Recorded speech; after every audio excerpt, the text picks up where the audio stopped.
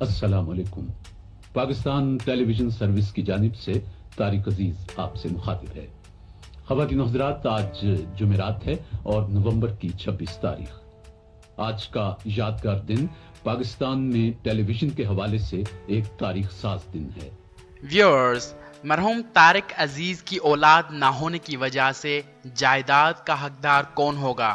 मरहूम ने इंतकाल से पहले ऐसी क्या वसीयत की जिससे लोगों की आंखें नम हो गईं? तारिक अजीज कितना अमीर था? वो कितनी मिल्कियत रखता था? अगर उनकी तमाम दौलत किसी ट्रस्ट को नहीं मिल रही तो फिर किसको मिलने वाली है? हम इन तमाम बातों के जवाब इस वीडियो में देने वाले हैं। इस वीडियो को आखिर तक देखें।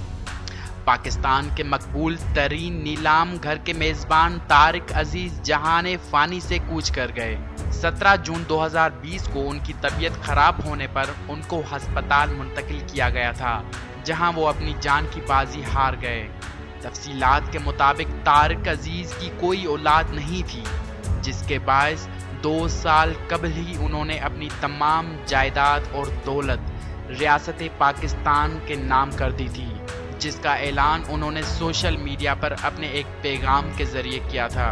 तारिक अजीज ने अपने पैगाम में कहा था कि अल्लाह पाक ने मुझे औलाद नहीं दी, ये खुदा की कुदरत है, जिसे चाहे दे, जिसे चाहे ना दे और जिसे चाहे देकर वापस ले ले। उन्होंने मजीद कहा था कि मैं मरने के बाद अपनी सारी जायदाद दौलत पाकिस्तान के नाम करता हूँ।